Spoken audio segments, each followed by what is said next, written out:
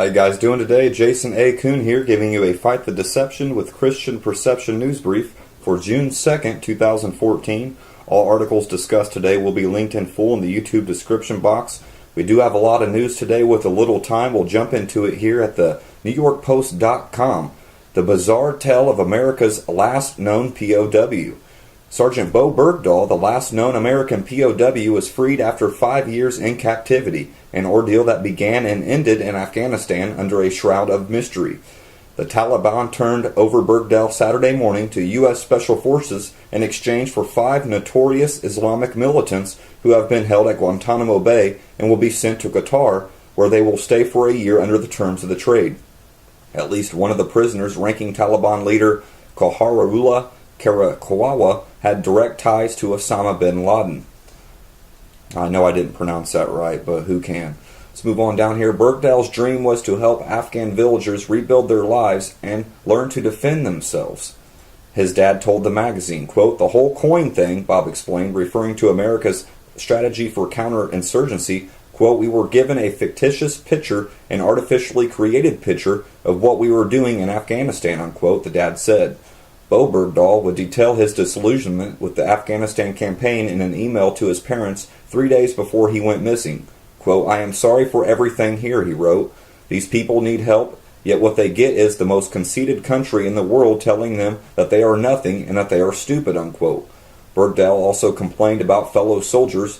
The battalion commander was a, quote, "conceited old fool," he said, and the only, quote, "decent sergeants planning to leave the platoon as soon as they can," unquote, told the privates. Bergdahl then among them, quote, "to do the same," unquote.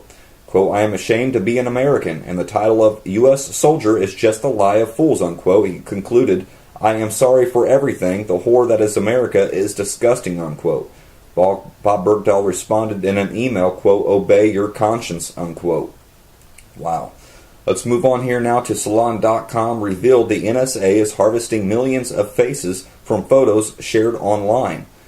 The National Security Agency is collecting, quote, "millions of images per day," unquote, from photos shared online for the use in its advanced facial recognition programs. A new report from the documents obtained by Edward Snowden reveals. The New York Times reports that the agency culls faces from, quote, "emails, text messages, social media, video conferences, and other communications," unquote, gaining, quote, "tremendous untapped potential," unquote, to hack intelligence targets throughout the world. Now, if any of you guys have a smartphone or a tablet device and you go to download an app, before it downloads, it will give you the information. Say it wants to share your photos, or it wants access to your locations via GPS, or it wants to share data. This is exactly how they get these pictures. Quote, "It's not just the traditional communications we're after, it's taking a full arsenal approach that digitally exploits the clues a target leaves behind in their regular activities on the net to compile biographic and biometric information," unquote, "that can help," quote, "implement precision targeting," unquote, noted one 2010 document according to the Times. Wow. Let's move on here now to Speaker.gov. Promise made, promise kept. Quote, "Electricity rates would necessarily skyrocket," unquote. It's from Barack Obama himself. This morning, the Obama administration will announce new EPA rules that will keep the president's infamous promise that, quote, "electricity rates would necessarily skyrocket," unquote. The promise was so clear, so brazen, it is worth taking another look. Give us a listen. Under my plan of a cap and trade system, electricity rates would necessarily skyrocket. Even, regardless of what I say about whether coal is good or bad, because I'm capping greenhouse gases, coal-powered plants, natural gas, you name it, whatever the plants were, whatever the industry was, they would have to retrofit their operations. That will cost money. They will pass that money on to consumers. There you go, right from the horse's mouth. The president's plan would indeed cause a surge in electricity bills. Costs stand to go up $17 billion every single year. But it would also shut down plants and potentially put an average of 224,000 more people out of work every year.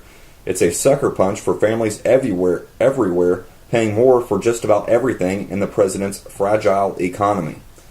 Wow, let's move on now here to WashingtonTimes.com. Pentagon wrestles with bogus climate warnings as funds shifted to green agenda. Wow, this kind of ties into the last article. 10 years ago, the Pentagon paid for a climate study that put forth many scary scenarios. Consultants told the military that by now, California would be flooded by inland seas. The Hague would be unlivable. Polar ice would be mostly gone in summer, and the global temperatures would rise at an accelerated rate of 0.5 degrees a year. None of this has happened. Surprised? Yet the 2003 report, An Abrupt Climate Change Scenario and Its Implications for United States National Security, is credited with kickstarting the movement that, to this day and perhaps with more vigor than ever, links climate change to national security. The report also became gospel to climate change doomsayers who predicted pervasive and more intense hurricanes, tornadoes, floods, and droughts. Quote, the release of this report is what likely sparked the modern era of security interest in climate affairs, unquote, said Jeff Cooter, president of the George C. Marshall Institute, a nonprofit that examines scientific issues that affect public policy. Let's move on here now to WalesOnline.com. Jimmy Savile, NSPCC report, victims as young as 2 among 500 abused by the TV star.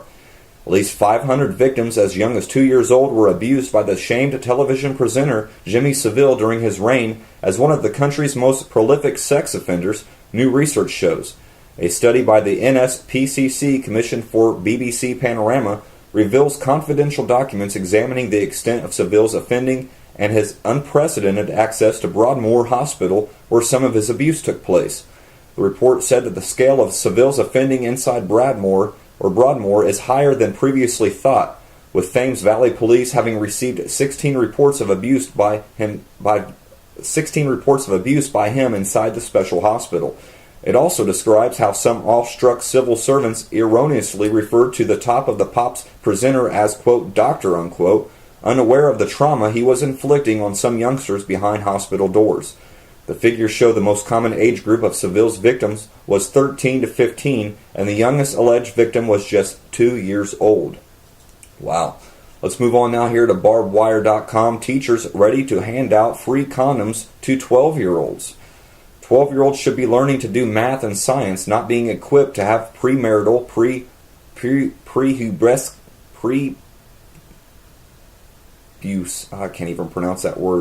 prepubescent sex.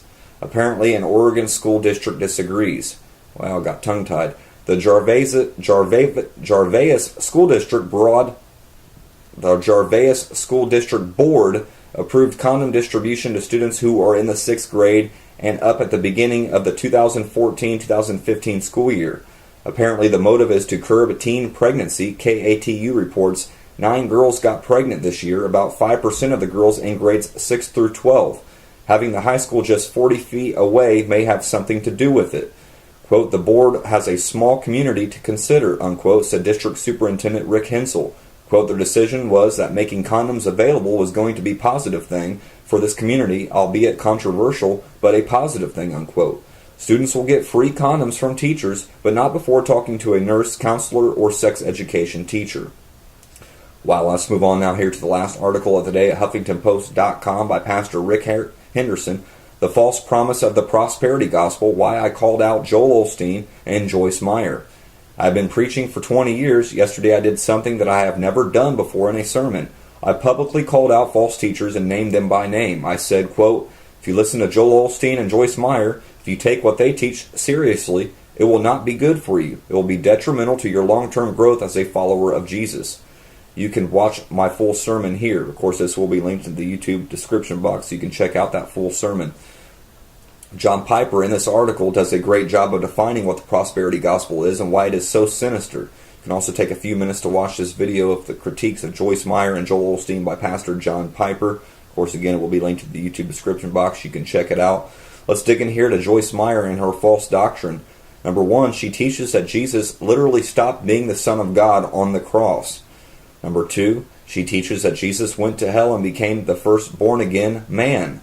Number 3, she teaches that Jesus paid for our sins in hell. Number 4, she teaches that the words have power and you can release the power of heaven through your words. Number 5, she teaches that you need special revelation from God to understand what she teaches because it is not contained in the Bible. Number 6, she teaches that she is no longer a sinner. Now you can check out all these. You can click on these links and you can literally hear the words coming from the horse's mouth. Again, it will be linked in the YouTube description box. That's all the articles I got for you guys today. Of course, I don't want to leave you without the New World Order quote of the day. Quote, the governments of the present day have to deal not merely with other governments, with emperors, kings, and ministers, but also with the secret societies which have everywhere their unscrupulous agents and can at the last moment upset all governments' plans, unquote. From British Prime Minister Benjamin Disraeli, 1876.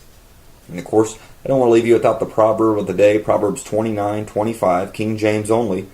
The fear of man bringeth a snare, but whoso putteth his trust in the Lord shall be safe.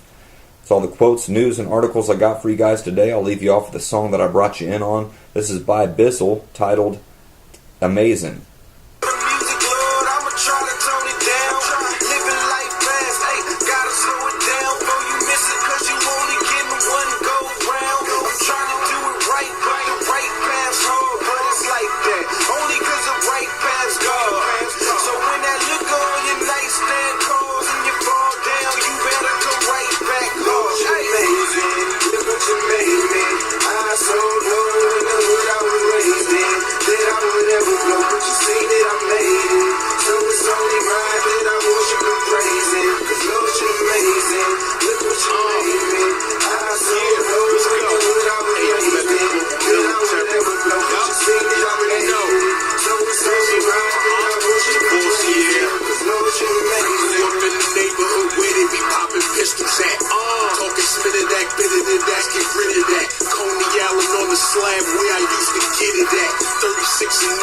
Smoking weed and selling crack.